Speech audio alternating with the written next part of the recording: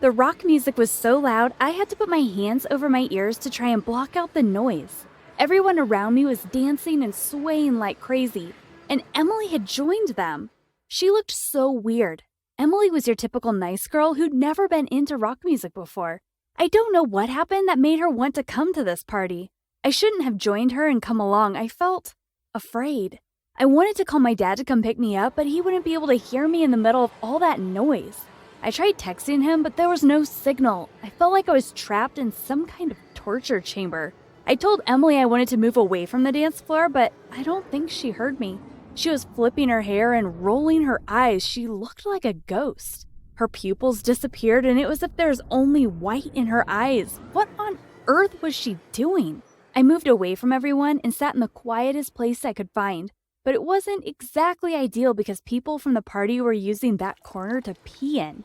The smell was horrible. I couldn't take it. It felt like my stomach was being ripped to shreds. Suddenly, I puked. I was so embarrassed, and I was sure the people behind me had seen me.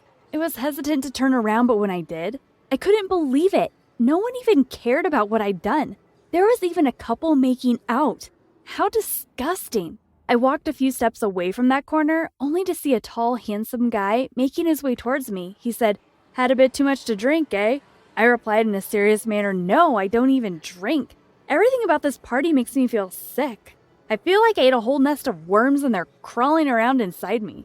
He laughed so hard, then he took my hand and pulled me away from the crowd. I was so relieved when we arrived on the street. Finally, I was out of that torture chamber. I thanked him without even asking for his name, then called my dad. After half an hour, my old man arrived. During the half an hour that I waited alone on the street, a group of boys who looked like they belonged in a gang or something passed by.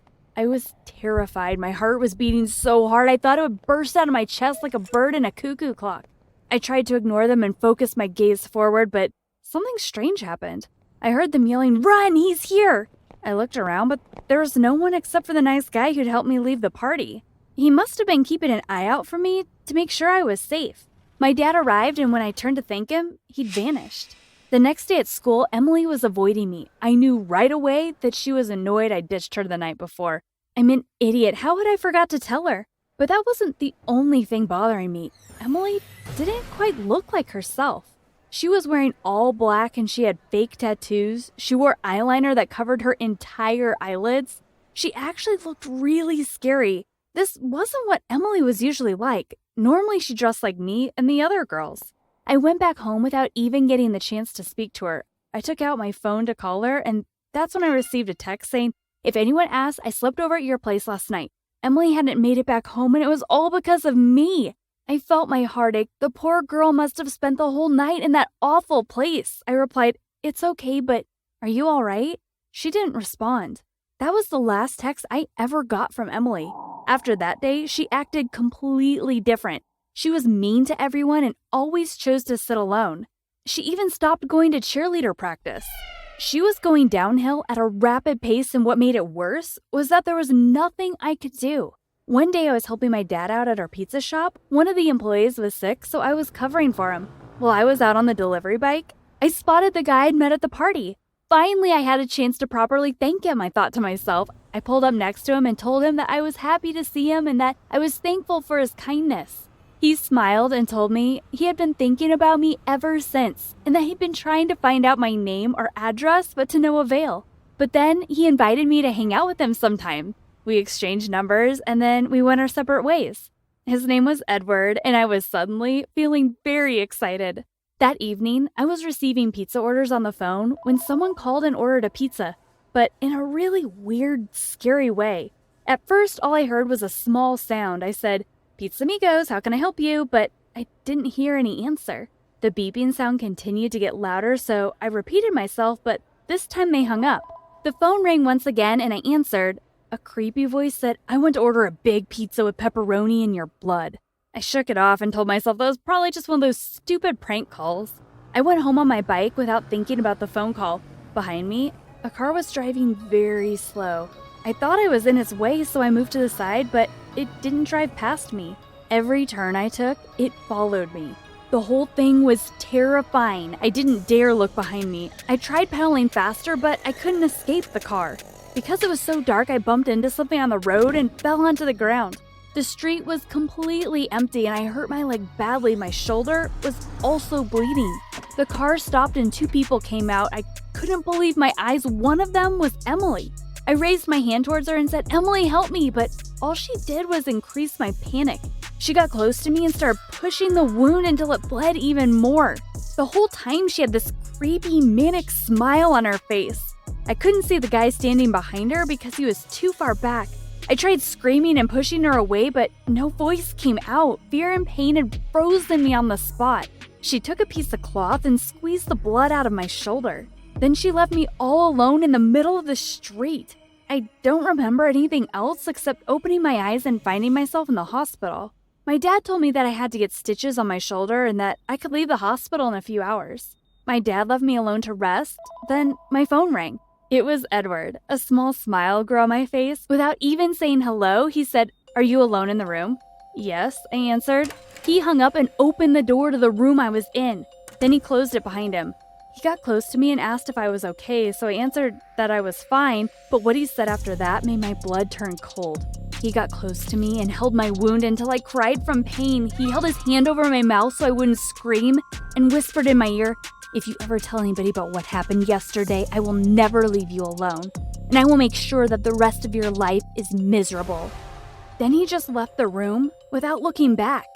Why was he acting that way? What did he have to do with what happened?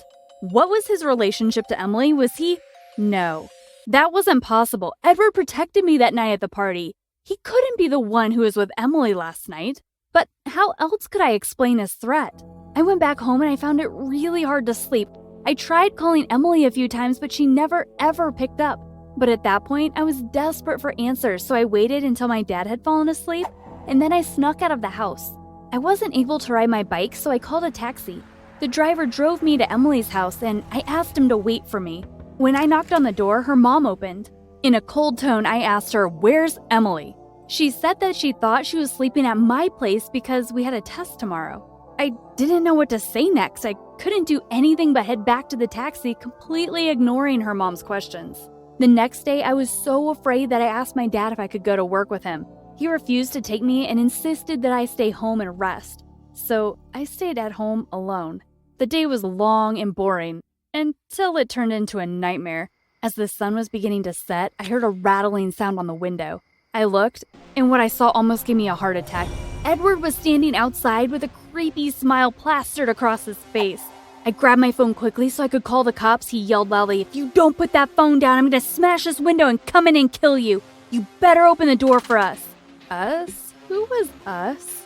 I started looking through all the windows like a lunatic, only to find Emily standing behind another one. I froze in my place. I tried thinking fast, but at the same time, I didn't want them to break the window and hurt me. What did they want from me? I looked back at Edward, but I couldn't find him. A mere few seconds later, I heard a banging on the door. I felt like it was going to break, so I yelled, okay, I'll open it." Oh, how I wish I hadn't. When I opened the door, Edward and Emily entered and closed the door behind them. Emily started putting candles all over the room and turned off all the lights. Edward stood next to me and told me that everything was going to be okay. I couldn't understand what was happening. Why me? What did they want from me?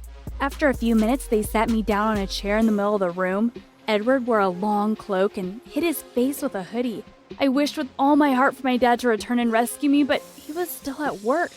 Emily started muttering some words and walking around me as if she was doing some sort of prayer, but it wasn't the kind of prayer I'd ever heard at church before.